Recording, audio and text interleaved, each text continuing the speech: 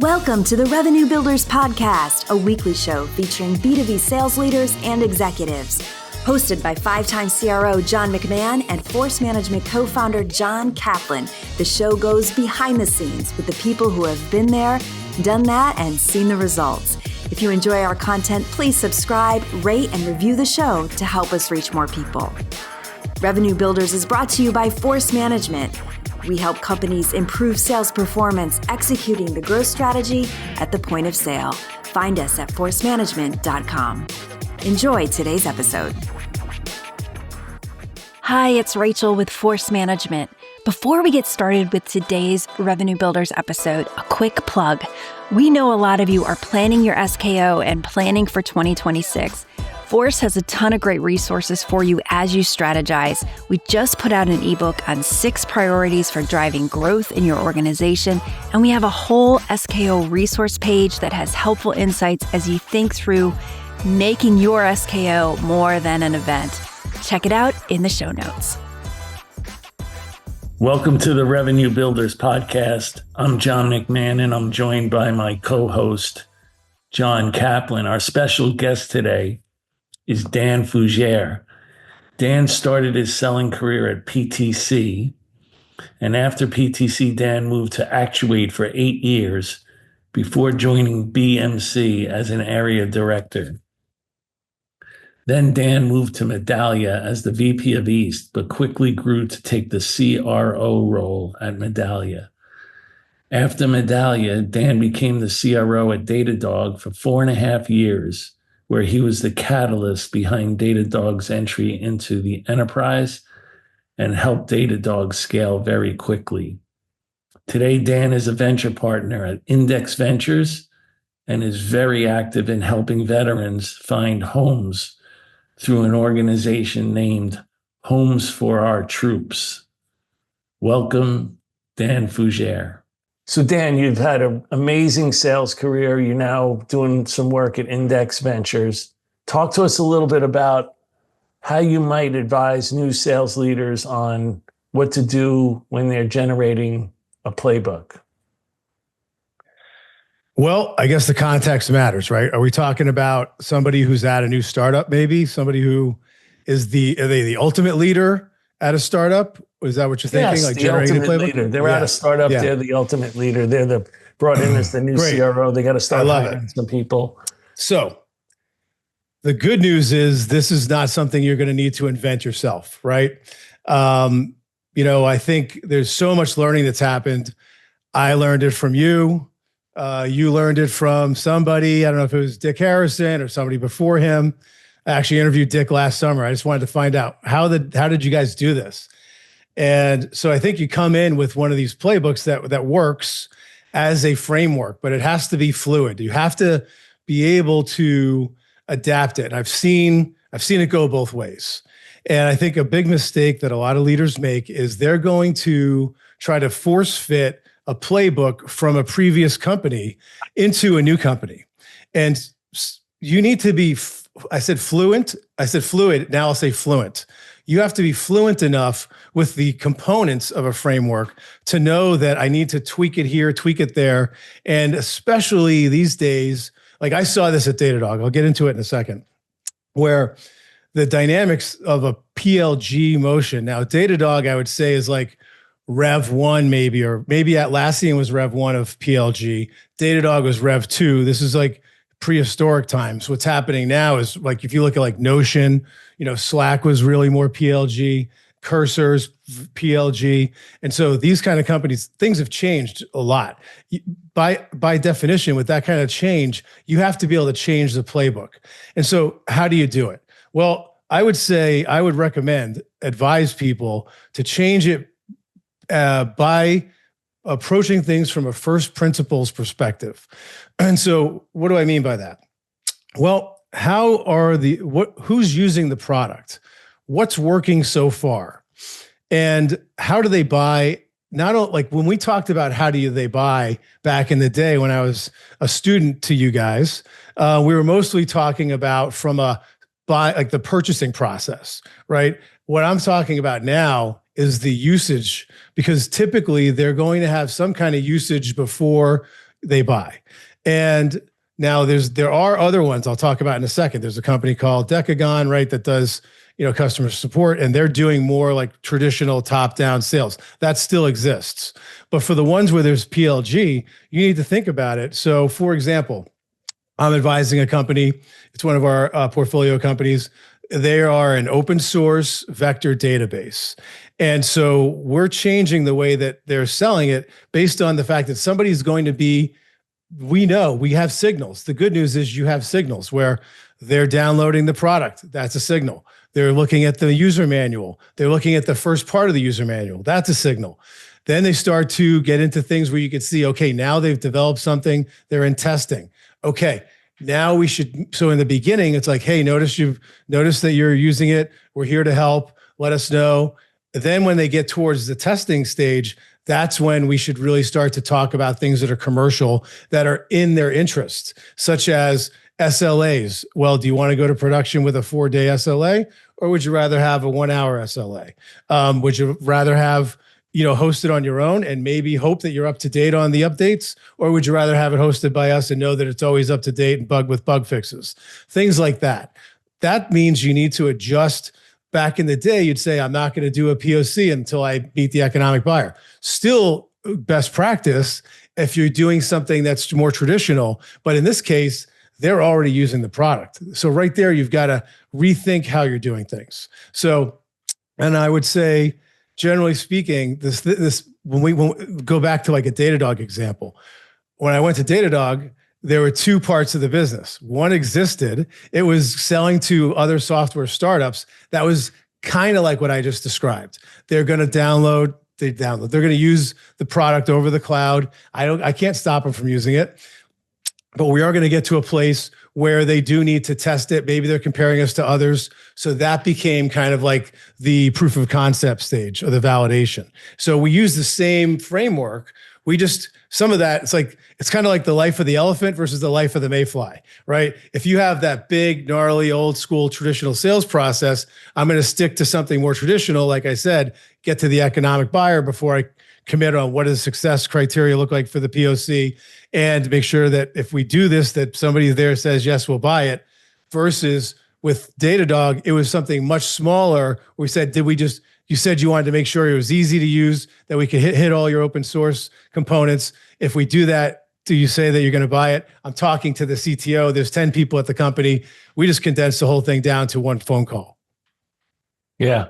Well, you see that a lot, even with consultants that might come in to try to help companies, or a new CRO that comes in, sometimes venture capitalists, people that have just had one win. And to your point, they try to take what they did in company A and push it over to company B. And it has a different ASP. They sell to a different persona. It's a different product. You sell to different stakeholders. It's more complex. You can either sell it PLG, you can sell it down low. Sometimes you have to sell it up high because you're selling it to a different persona. So there is no such thing as cookie cutter, to your point. No. And I think the people that try to cookie cutter stuff, that's where they fail. If it was that easy, the world would be pretty boring, right? You have to figure out who am I selling to? Why are they buying? What's the process, to your point? And how am I going to most effectively sell to them using my resources? Yeah. Now it's going to help if you have someone like us who's an advisor or an investor, board member, somebody who can be, your Yoda to your Luke Skywalker, somebody who's seen the movie before and can help you walk through it. And I think it also takes a little bit, you have that imposter syndrome. If it's your first time in the seat, whether you're a VP of sales or CRO, whatever, you're the ultimate go-to-market leader, you're the ultimate sales leader at the top of the org chart for that group. It's okay to say, I don't know. It's okay I think you need to approach it with the beginner's mind. Years ago, I was living on East 10th Street in the Village, and the guy across from me maybe had a little bit of a gray area lifestyle where he was maybe making money that the government didn't know about, and he was also a Brazilian rap metal singer. And he also was a pretty spiritual guy. And he told me about meditation. He gave me this book, Zen Mind, Beginner's Mind. And it's become something people talk about, but approaching something, even if you've had success someplace else, you have to approach it with a beginner's mind. It's actually an advantage that you only get that one time when you're starting that job, to ask the questions, to try to understand, and be okay without some sort of rigid framework around you. You'll build that over time when you go through deals. It'll crystallize in front of you, and you'll make some mistakes, but you have that open line of communication with the founders and your team, and just say, hey, we just tried this. I tried this on the cold call. It didn't work. I tried this other thing. It did work. I got a Slack channel. I got a Google Doc. We're sharing everything open all the time.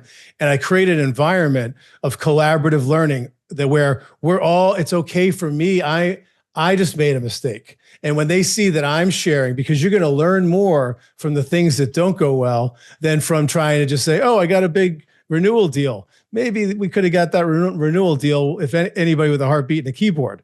This is stuff you got to figure out. And the only way to get in there to do it is roll your sleeves up, get in there, approach it with the beginner's mind. And as you learn, you start to assemble these persistent artifacts that will become the core of like your Lego blocks for enablement, so that you figure it out. You document all of it. And now you've built your enablement program as you figured it out yourself. Yeah, you have to have that open mind. To your point, Dan, you have to be open to new things. We've even had people on here on the opposite end, not doing the big sale, but doing the PLG sale. And they got trapped in the PLG sale. They started being very successful, built their whole cost structure and mindset around PLG, started to realize, hey, I got to go enterprise now. And we're fixated on the cost structure and everything for PLG, and just could not break out and try to do the things to get into the enterprise. Because to your point, they didn't have an open mind, and they weren't trying to watch things crystallize in front of them. You're singing my song. My hypothesis here is, regardless, I'll say it's a hypothesis, but I also have some data from the future, because, for example, the CRO of Figma, which is one of the maybe the most successful PLG company ever. He used to be my VP of commercial sales at Datadog. Really smart guy, Sean Foskanian. He invited me down when they had the IPO. We had some drinks. It's really amazing to see his growth. Dylan, the CEO there, he's so smart that he knew I had this maybe the best PLG motion in the history of software. And I'm going to hire somebody who's going to build me a great sales team so that when I need it, I got it. And now they're at a place where they need to cross-sell, they need to do outbound, and they have the right person in the seat. This is my advice to anybody. Build it before you need it, because so many of these companies, I'm not going to name the names, they might come out of the gates super hot. They're getting like doing exponential growth. And then they burn through that early adopter. They burn through whoever that was in the beginning. And then it gets asymptotic. Build your outbound before you need it, because at some point you're going to need it. Exactly. Yeah. So I think the question that I have is, can you build the PLG motion today without asking yourself how it expands? Meaning, I've seen companies that have done exactly what you just said, Dan, and it's become 2 sales cycles inside of the same customer, with sometimes even different buyers. I had a very good client a few years ago that had an awesome PLG motion. They got the product out there. They got good proliferation it was an open source product. They got good proliferation at the user level. And then when they tried to go to the enterprise level, they actually found out that it was a different buyer. Like, not a different set of problems or challenges, but it was actually a different buyer, and they couldn't springboard off of the original PLG motion. So they actually had to have another sales motion. My opinion, I think it cost them 18 to 24 months of growth. So not having that back end, like, where is this going? Give us some advice on that. How do you figure, is there any products out there that are just going to be the ultimate is going to be a PLG, and it's going to stay PLG, and it's, do you have any examples of that? Or does it always morph into an expansion into an enterprise? I'll tell you how we did it at Datadog, and then I'll ask you, I want to know what you can tell me about the space of that company so I could start to answer that one about that situation. We almost had like, it was something that was harder. I wish it wasn't so hard, but it turns out to be an advantage that we just got better, where with the software startups, the PLG motion actually is fine, right? Because they're going to buy some smaller deal. That will be a company that nobody ever heard of with a weird name like Datadog or Netflix. And then that small deal is going to grow through consumption. Beautiful. Okay, we're not talking about that, right? We're talking about the enterprise where they have professional procurement in place. They have a whole process of governance where you have to, talk to so many vendors, yada, yada. We all know what that is. The PLG for us didn't work in enterprise. That's one of the things that people don't maybe understand about the Datadog story is that JP Morgan is not going to put an agent on their production servers because some guy's like, hey, let's try this out. Like, I don't know, we have like trillions of dollars of business. We're not going to let you mess that up. You got to do a POC. So that forced us to do the old school selling, which maybe people don't really realize. In your situation, can you give me like a little bit about the space without telling me too much? Yeah, I would say that I was just trying to get that in my mind, how I could say it. I would say it's like a customer data platform with a bunch of APIs that in the beginning, the early adopter was a specific department, like a marketing department. Yep. And then the success of the product was so powerful that the APIs and the data collected into this platform was a play for an entire company. And so they had a specific buyer. And by the way, they didn't even get credit. It seemed like to me, they didn't even get credit for the motion that they had, and they had to resell the company. They had to resell their customers. Okay. Does that make sense? Yes, it does. So let's see how I do with this. So first of all, if something happens like this, it's the universe giving you a lesson, and you need to adapt, right? And so you made a mistake with your structure on how you're going to market. And it's like, take your medicine, find somebody like, us, But up until that point, it was considered very successful. Yeah, but Dan's talked about that a couple of times where companies hit that knee of the curve and they're growing, but they're not, it's it. Now they know they need something else now. Yeah. So to people listening, to founders listening, my advice here is it's another example of what we were talking about before, where if you want to try anybody, I think even Atlassian is trying to do real sales now, and anybody who goes down that path, even if you find somebody who is a counterexample, it's like, don't try to prove the rule by the exception. Like the answer is 99 or 98.5% of all companies that we see, at some point they realize, boy, I wish I had a great sales organization to go along with this great PLG motion. But are they realizing it, Dan? Or is the model, we're going in with a PLG motion and we're going to, when the time is right, we're going to expand that into an enterprise? Because it's not like they wake up one day and go, oh, we're running out of sales, we need to go to the enterprise. I mean, I hope companies aren't still doing that. Absolutely run out. I know that they did. Are they still doing that? It's both. So some of them are not running out of sales. Some of the ones that everybody talks about are not running out of sales. But what's happening is, and I know this because I've spoken to about multiple in the same space, is that yes, you have a whole bunch of users. Maybe they're all month to month. Maybe there's no loyalty, there's no stickiness, there's no switching cost. And maybe one of your competitors, you have some, God bless them, some 24-year-olds inside sales sitting in San Francisco. I have a 35-year-old person in a business suit who's at 370 Park Avenue at the headquarters, sitting with the VP of engineering. And that person has said, I'm glad you guys showed up. I need somebody to be a partner here. So these battles, you're either experiencing them and you don't even realize it because you don't have somebody there, or they're coming.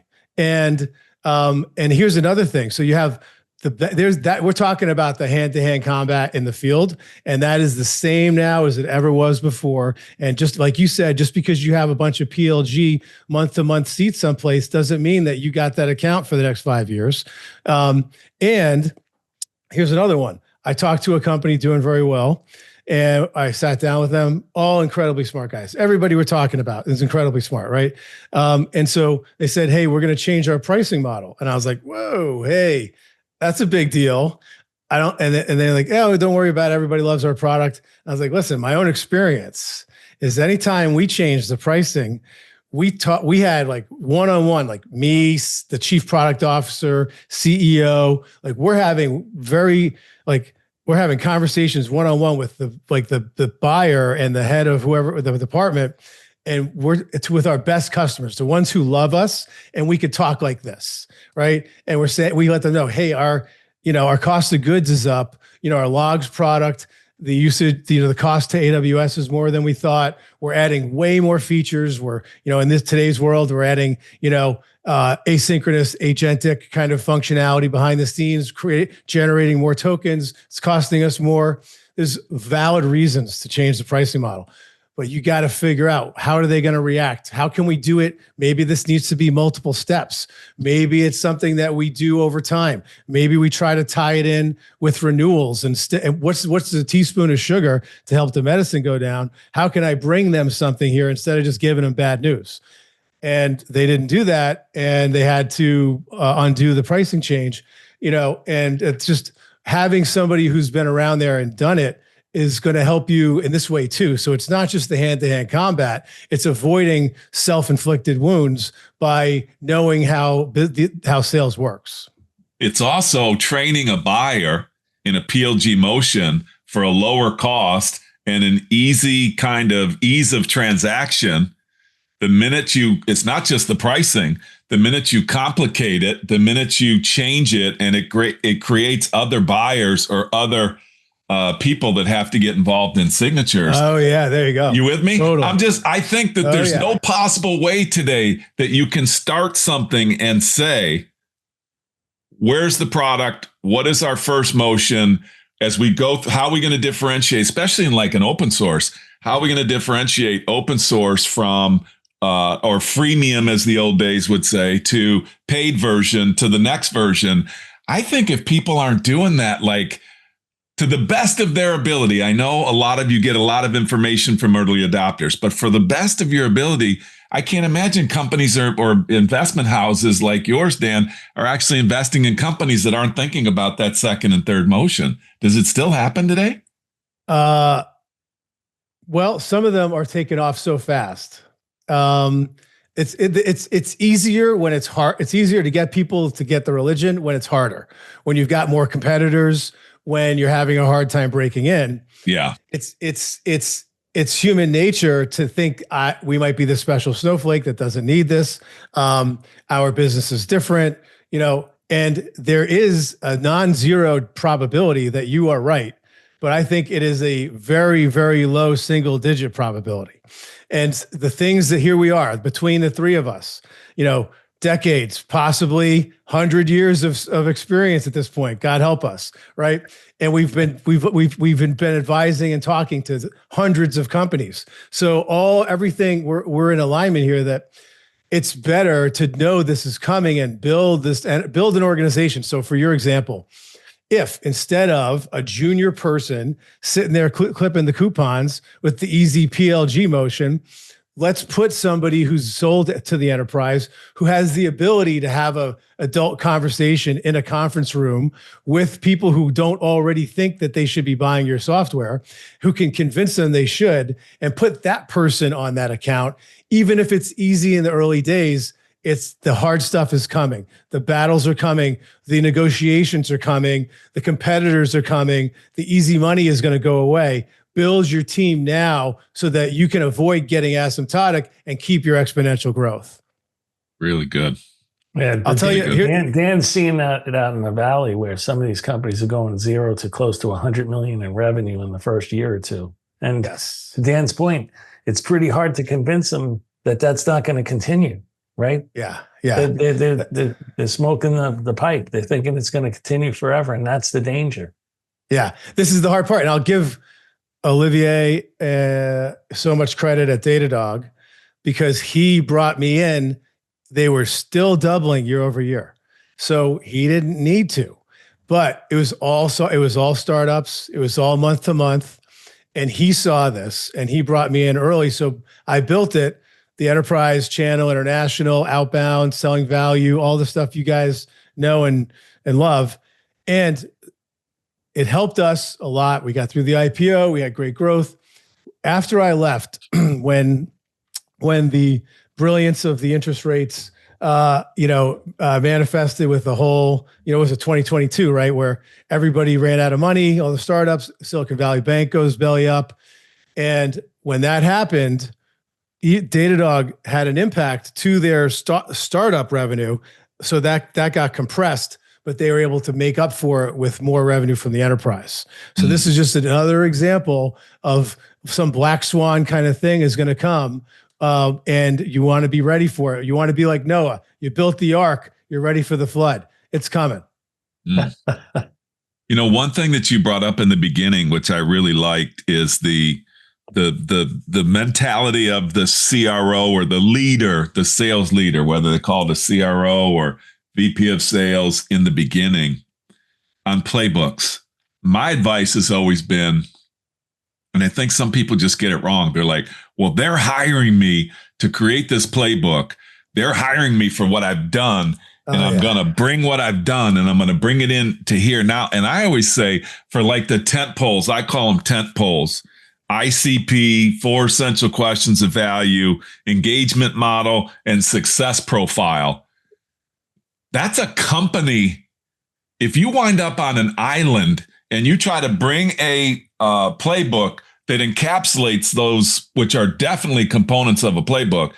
If you bring that in and you say, okay, this is what it's going to be, you're on an island, man. Like if you don't have the product people, if you don't have the CEO, if you don't have the CFO involved in that conversation of creating that playbook. And I've actually had people say to me, well, then John, what the hell they need me for? Like, I'm like, what do they need you for?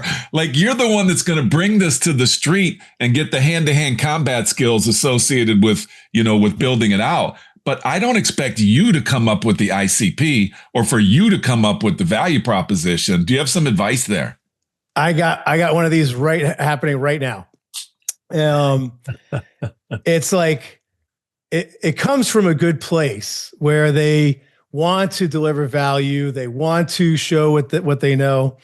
But, you see like, what's the 7 Habits of Highly Effective People, Stephen Covey. And you have like, first you're dependent as a child, then you're independent as a teenager, and then you become interdependent as an adult. And that's when you become a fully actualized adult. And it's the same thing as a C-suite member, right?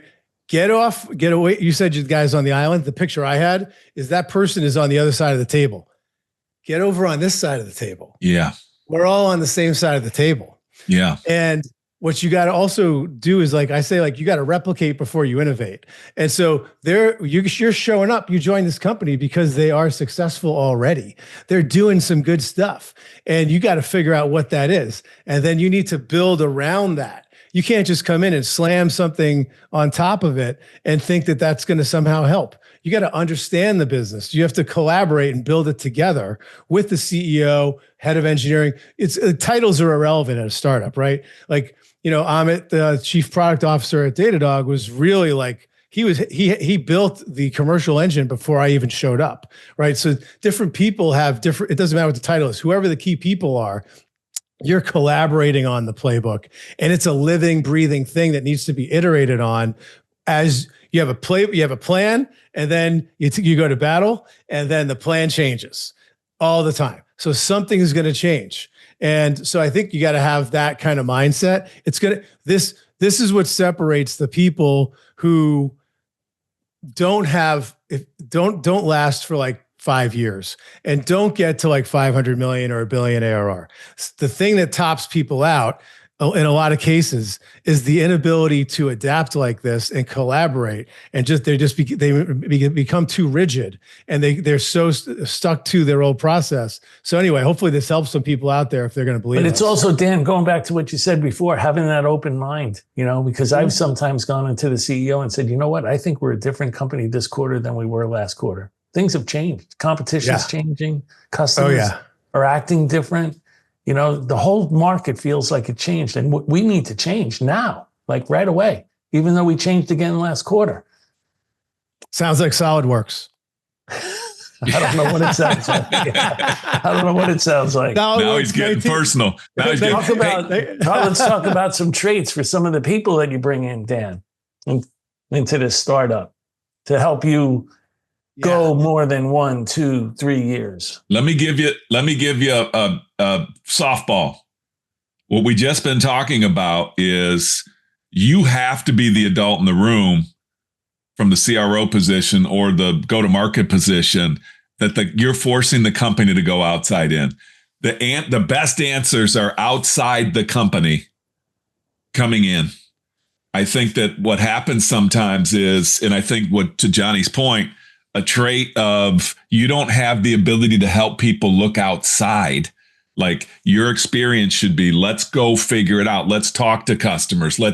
Johnny's talking about signals. The ICP begins to change. The differentiators begin to change. You have to be somebody that can listen to the outside. When your sales guys are forecasting deals, you're hearing little different things than you heard before. And you're like, what is that? Why is that? And you have to be curious, and you have to dig. And you find out, oh, okay, that's why. Yeah.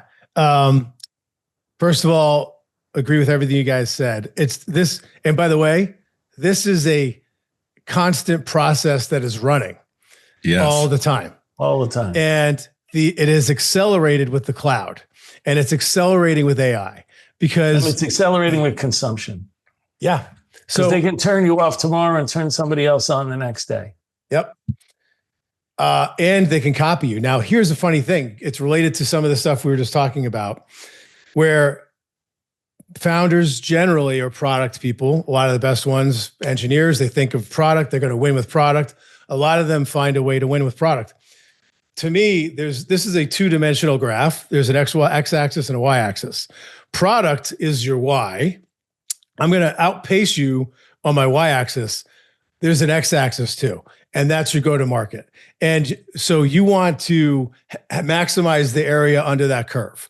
I want to be able to beat my moat. My moat can't just be product, because everybody can use your product, see it, and copy it faster than ever before.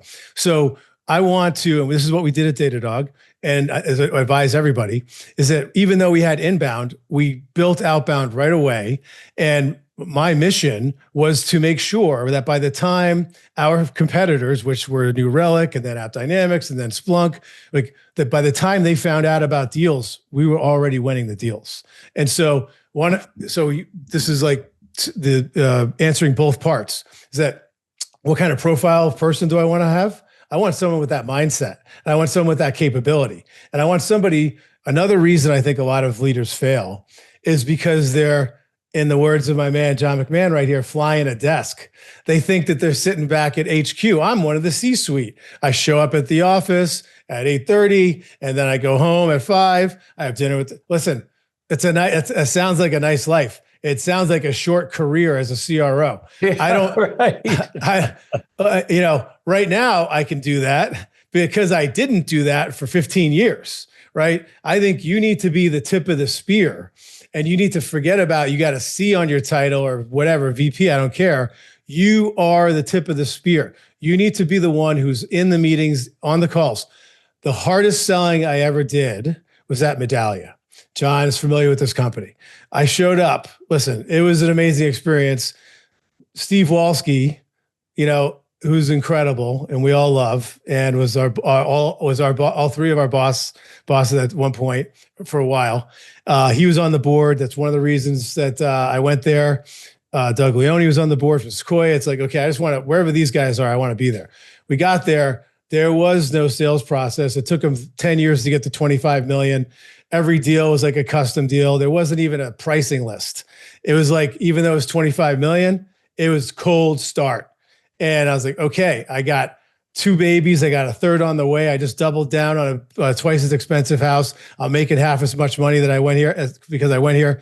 I cannot fail. Right. I'm like Mayo and Officer and a Gentleman's like, I got nowhere else to go.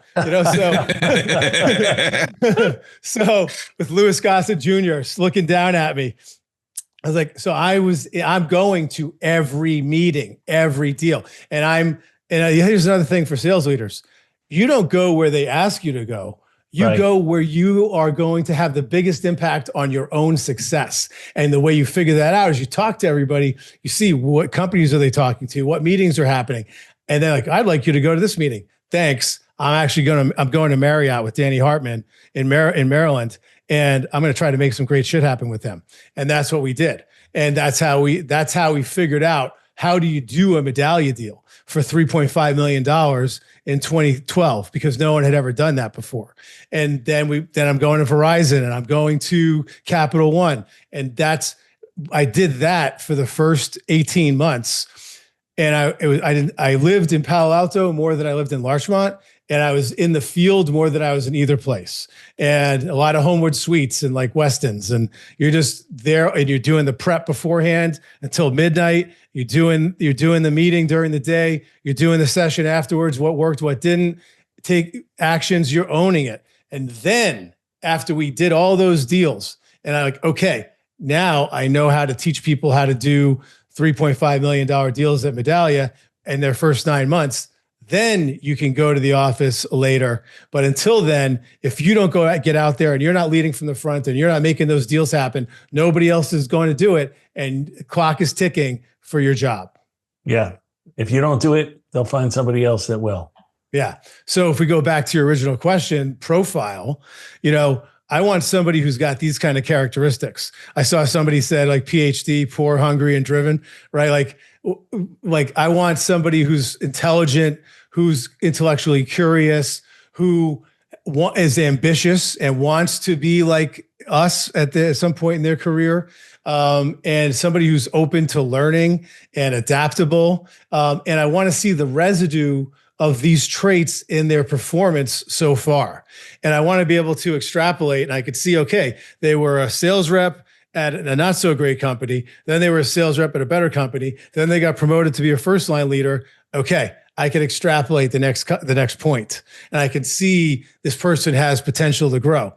Another thing I do these days, I just actually said this to some founders, like I asked the person, who are the best people you've hired? And I got LinkedIn open, and I'm going to look at them right now. And I want to talk with you about, why did you hire them? Why do you say they're the best? And we're going to have like a real conversation about your team right now, because that's most likely going to tell me the quality of people that they're going to hire when I hire them for this job. I think that's one of the biggest ones, Dan. Who are they going to bring along? So sometimes you find everything else in a person. You think, wow, they could sell anything underneath the sun. They're pretty good leaders, but who are they going to recruit? Like what's their organization going to look like, a year from now? Because that's a real worry. You don't want to show up one day and all of a sudden you look around the room and go, oh boy, we're in trouble. I'll tell a story that's not so great for me, but it is actually great, because sometimes the hard stories are the best ones. When I started working for you, John, again, the first time you didn't know who I was because I was a sales engineer. I knew who you were. And I was a rep. You caught us hanging out at 4:00 in the afternoon on a Thursday in San Jose one time. I was like, uh-oh, that wasn't good. Anyway, come to work for you at Blade Logic. And I was at a company before that called Actuate, which is actually pretty good. But it was one of these companies that couldn't make that move to become a $1 billion revenue company, 500 million, something like that. The bar for recruiting at Blade Logic was so much higher than it was in my previous company. That was a company with a lot of great people, but it was more of like kind of your traditional relationships and Rolodex and people like that. And this was, as you said in your mission statement, we wanted to be a feared sales organization, a world-class sales organization. And that comes from setting standards and not compromising those standards. And so for me, that was a real heavy learning experience to see, like, Jeremy Duggan, he hired Steve McCluskey. Holy shit, that guy's pretty amazing, right? Adam Aarons, hired, I don't know if he hired Brian Blond or if it's vice versa. It's like, holy shit, these guys are great. I got Scott Davis hiring his crew down there. It's like, now I see it. Now I got to learn how to do it. And so that's like a big thing for people. It's like, if you know in your heart that the people on your team are mediocre and that your standards are too low, then you're never going to be great. You got to raise those standards. For example, and so the people I hired, the first ones were like JP Bolin, Michael Lendener, Sean Walters, right? Those are the people I hired once I got that mindset. You actually coached me a ton. All great people, yeah. Oh my God, yeah. Jesse Green, JP hired Jesse after. Awesome. JP got promoted, but I tried to hire Jesse the year before because we kept doing these deals for Blade Logic, which was configuration for servers, is actually kind of important. And they kept saying, we can't do this because we're doing a project to move the actual physical servers around in the data center. I was like, that's a joke. That's like moving refrigerators around. Why are you doing that? Well, we just bought this product. Maybe it was called Aperture or something. I was like, who's the rep? Jesse Green. I cold called him. I was like, you're selling shitty software in a really good way. You got to sell good stuff. Come over, work with us. You're dropping so many golden nuggets here. The first one I want to highlight, how critical it is for people to be accountable for who are they going to bring with them. I find so many companies hiring like sales leaders. Like I loved your scenario, Dan, where you had LinkedIn open and, Johnny made a career at it. Johnny's army moved 5 times CRO. I'm not saying it was an old playbook, all the good old boys and gals getting together, but what the wave of the opposite is when you put somebody in a role and all of a sudden we're struggling with a leader out west or whatever, and you go to that person, I'm advising these companies, I'm like, okay, who's next on your Rolodex, dude? Who's your next go-to? And they're like, I got nothing.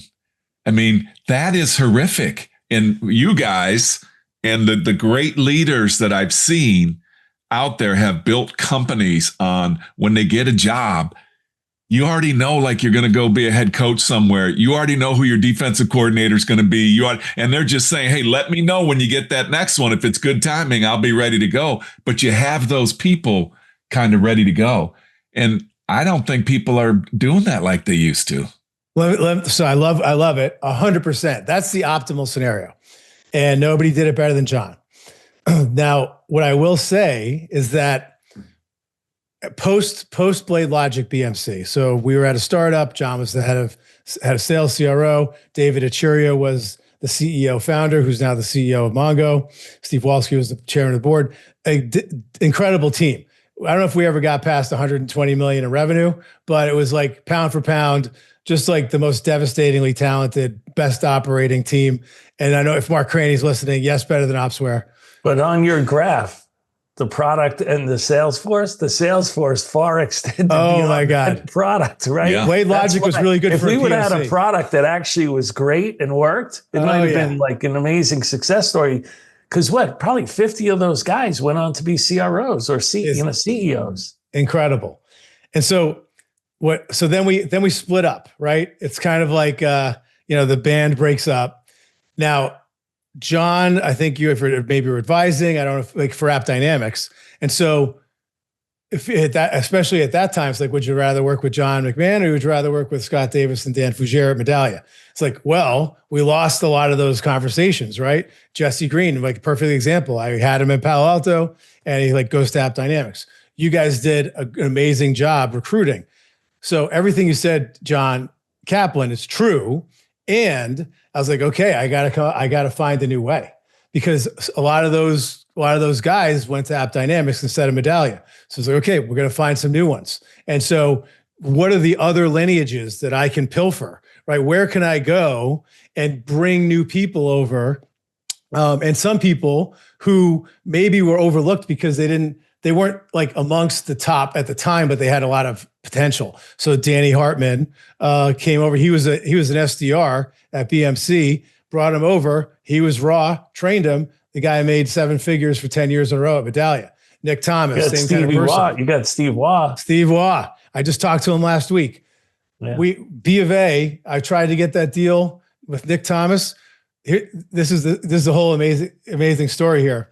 So I was like, with Nick, I was like, okay, these guys were young, right? So I couldn't get the more senior guys in some cases. So I was like, I'm going down a level and I'm just going to have to show them how it's done.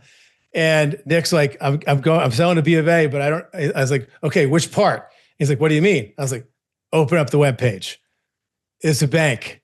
You got mortgages. You got checking accounts. You got investment banking, right? Yes. Where are we going? What are the names of the people? What are their phone numbers? Nick, to his credit, a very talented, amazingly talented guy, gets a meeting with the guy who runs all of customer experience. I go down to Charlotte. I got my suit and tie on. Nick's there. The guy says to Nick, oh, we don't have his assistant says, there's no meeting. We never scheduled a meeting. And then I was like, no. Like, we're meeting this guy. And so like stayed in the lobby. You kept calling, emailing. He finally comes down, meets us in the coffee shop, tells us, yeah, you guys have a good product. It's good. We'll meet. You know what? Maybe I missed it. And it's like, you know what? Call me in a couple of weeks and we'll set a meeting up. Sure. Okay. And then it's like, And so I knew this competitor get the deal. Yes. 2 weeks later, Nick calls. Guess what? No meeting. Calls again. Gets the meeting scheduled for a month. Guess what happens in a month? It gets pushed off again. I was like, okay, we have the world's most savvy anti-champion here. This guy is this guy. He's I don't not even think he's that savvy, just pushing you off that easily. He's not even slow rolling us. He's just rolling us in the other direction out the door. So we went after that account for years, and then Steve Waugh came in and made a big difference, and then we ended up with like a $17 million deal at B of A. Right, amazing. Putting the right person on the account. Well, a lot of it, it's almost like I talk about, like, you have to match the skill set to the position you're putting people in. You can't take like a territory rep and put them into a major account like Bank of America without them having the right skill set. It's like taking Tom Brady, who has a lot of knowledge about the game, but put him in any other position on the field, the first play, and you say, what is he doing in that position? Get him out of there. He doesn't have the skill set. It's the same thing in sales. And a lot of people, they just can't connect the dots on that. And that kind of circles back to what, John, you were saying with your company that was doing PLG, and they didn't have somebody who could play that game, in that position. I'll say, if you go back to the recruiting part, the same thing happened to me at Datadog, because you were at Snowflake. And so between you and Chad and Degnan, like, that's a very powerful recruiting trio. And so at Datadog, I was like, okay, I got to go find a new vein of ore to mine for people. And so I tracked down Steve Maloof, who came, because I'm big into like the lineages, right? You can see we are the PTC lineage. There's other ones that are good out there. Steve Maloof came from the Mercury lineage, which then went to HP. And then a bunch of those guys went to Jive. And so I was able to pull Steve from there. And so anyway, you kind of find these other lineages. So if you don't have, along the lines of what Cap was saying, if you don't have the people to bring over with you, you got to assemble your own and at least know this is the quality I'm going for. And there are other lineages that I can go pull from. Yeah. I love that. Great. One other trait that you hinted on, which I think is amazing. If I'm interviewing a CRO today, especially in a startup world, if they don't have a history of, I mentioned it earlier, but I want to be very specific on it, being able to go out into the user community and into customers and into prospects and gather great information. And this is the opposite of flying the desk, Dan, is like the first deal that you're a part of that they win, that and everybody else celebrates and walk out of the room, let's say, I used to love to walk back in and say, hey, let me just ask you a question. First of all, thanks very much for the business. Can I ask you a couple of questions? Where were we better than we thought we were? And where are we not as good as we think we are? Because I knew that the customer just signed up for us. So that champion now has got to ensure that this company that he just signed up for is going to be successful. You get the best information, I believe, right after you get the deal. But you got to have a mindset for that. It's all the happy years that go back and say, hey, we won because of this or what have you. And if there's no customer involved in that conversation, I just think that you're missing it. And I find that a lot of people just don't, I don't know, they got to dust those skills off. They got to go get their answers. They should always be saying, so what and says who? So what and says who? And if it's not a customer, then I get really, really leery. And if they don't have a process, then I get really, really leery. And oh my God. You with me? So good, man. So good. I feel like, that shows something. This is like maybe a horizontally applicable approach for great sales leadership, is that the end is not closing the deal, right?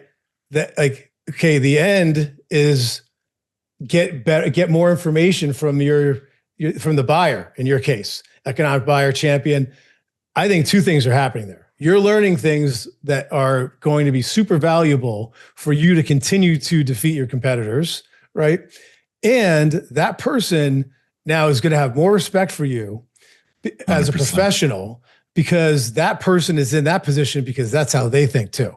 They're rising to the top of whatever the organization is because they are relentlessly pursuing excellence, and they want to find that little advantage, that inch, in any given Sunday. They want to find that any place they can get it. And they see that you're that same kind of person, and now you have a better connection. I love it. It's also a great place to recruit too, Dan. To just one last follow-up on that. The third question should be, who would you have bought from if they had a better product? Ooh. Who would you have bought from if they had a better product? And they don't have to tell you the things they don't like about your seller or what have you, but I always got great recruits from people that were out there swinging for the fences. It's actually how Scott Rudy found me. That was the question he asked a company in Grand Rapids, Michigan, a big furniture manufacturer. And that's how my name came up. But I wasn't representing a Dutch company, so they weren't going to buy from me. So Dan, let's switch gears. We have a couple more minutes with you before we got to let you go, even though this is a good time. Talk a little bit about how AI might be affecting the CRO job, the sales job, the SDR job, sales process in general, dealing with customers. Is there any way in which you're starting to see some of those signs, or can you even forecast a little bit out into the future? Well, last week I spent time with Dolly Reich, Sean Walters, Jesse Green, talking about this as one of the topics. It's a ubiquitous topic right now. And there were some people from smaller companies that were all AI first companies. And so I think the first stuff is sure, yes, people are doing emails, like cold outreach. They're definitely doing some BDR type things. But just like anything, it's not like, oh yeah, this is now better and we can switch over. Some of it is pretty good. Like the emails are good. The outbound phone seems to just be like a lot of noise. I mean, my phone every day, I get like 10 automated AI phone voicemail messages, and I can tell it's 31 seconds. It's from some number I don't know. It's the same thing every time. So now it means we got to cut through the noise. So what does this mean? I don't know. Until the BDR thing really hits, it means to me like you got to be even better than you were before. And you probably want to handcraft it. Now the emails, that seems to be, some people are having some results. I think what you definitely don't want to do is just assume I'm just going to get rid of my BDRs and just have AI do it. I mean, I don't see anybody telling me that's absolutely working yet. That's on like the outbound side. Then on the forecasting side, that was even happening for me before ChatGPT dropped, before transformers and LLMs. I had a tool called Clary that just did old school brute force machine learning. So we started to be able to predict the forecast. That's definitely gotten a lot better, right? So now you're going to be able to. Now, here's another thing though. You got to have the right information in there that's up to date and accurate. So your Salesforce hygiene has to be pretty pristine for you to have the accurate information. If you put garbage into the gonculator, you're going to get garbage out. But how can it ever be 100% pristine, right? You make a sales call. I tell you to update it, what, once a week as a CRO? How many times a week? For me, what my SLAs were, if something significant happens on the deal, I need to see it within 48 hours. Okay, 48 hours. So somebody makes a sales call Friday at 5 o'clock. They update it Tuesday at 5 o'clock. You're out of date for minimum 48 hours. You don't know what's going on. Well, depends on look, I'm not playing. I'm just playing Yeah. devil's advocate. It's what I was keying in on. Is it's so difficult because these tools are all so out of sync with whether or not the person did update it, and if they did update it, are they good enough? Is your sales rep good enough to say it really belongs in step? They're putting it in step 3 of stage 3 when it really belongs in stage 2 of step 3. Okay, so here's how I'm with you, man. All Here's how I did it. Is that I'm not just relying on the machine. Of course not. I'm also scouring the forecast every day. Yes. At night. So during the day, if I think of something, I'm going to hit Clary and then I'm going to Slack that like a boss, right? And when that boss gets me saying, hey, this deal you have committed, this champion, I don't think is a champion. How do you know they're the champion? I know there's a cascade of activity that happens off of that. I can so now I'm like spot checking deals, and I'll do like one per region. And then I know like that machine is running. They're all lighting each other on fire. It's like, we got to get this in there. And I also gave Clary access. I mean, it gave access, but I showed Olivier, my boss, the CEO, he was in there too. And he would do the same thing to me. And so we're all checking each other all the time. And the other thing is you don't want to have every single thing in Salesforce. I don't care how many phone calls you made. I want to know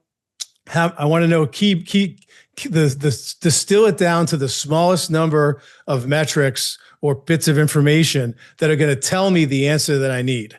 And so, because if everything's important, then nothing's important. And so that way it's manageable for the salespeople and the sales leaders to put it in.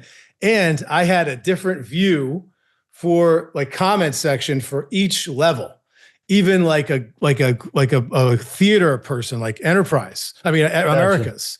And so I had a different browser with different, the VP level, RD level, rep level, my level, and they're all open all the time. And I could see everybody's comments, and I could see when they don't match up, and then I could dig in there. So I'm constantly doing that. And when the meetings are over, God willing, I come home, maybe I could put the kids to bed, maybe have dinner with them, like probably happen once a week or so, twice a week. Definitely try to put everybody to bed, and then I'm back on. And I'm back on the forecast, and I'm back on Slack. And I don't want to ruin people's lives, and I'm aware of time zones.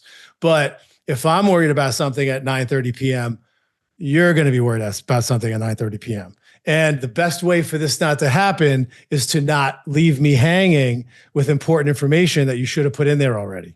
Gotcha. And the 48-hour SLA does not apply to Friday, because on Fridays, so operating rhythm. So Mondays, if you got any internal meetings, they're on Mondays or Fridays. And this is my way of doing it. Mondays is one-on-ones. And that to me is like I wind up the toy soldiers, I point them in the right direction, and then they go march to where I want them to go that week. And then Fridays is forecast roll up. And we do it all the way up. And Tuesday, Wednesday, Thursday is maximum surface contact with customers, pipeline generation, meetings, all of that. And I want everybody to have when I look at, and I would show people my calendar, and I want to see yours if I have some concerns. And I want to know, not only do you have a lot of customer meetings, I want to see the maximum amount of customer meetings in the front end of the sales process. I'd rather you as a leader are doing discovery calls, helping people with cold calls, doing demos, like create the deals, spend your time there versus I'm the closer guy. Anyway, so that's like how I avoid the Friday change. Okay, what about going back to AI? So you talked a little bit about emails, a little bit about maybe the SDR function, but is there anything else that you're seeing out there, or anything else that you think, is going to have an effect on sales? Yeah, enablement. So I've talked to multiple companies that are trying to do this as a product, that are doing it as a product. And I know that other ones like Mongo, they're building it internally where they can have, kind of like an AI buyer. And so you can actually train your people. It'll read. So they have a really good team over there. They build out the content based on all your product marketing information, et cetera. Now the AI knows that, and it says this is your persona. And now I can train people internally, and you can have a rating system so that you can train at scale. That's pretty brilliant. I've seen that across a few different companies. And then let's see what else people are talking about. Those were like some of the big ones that people are talking about. Okay.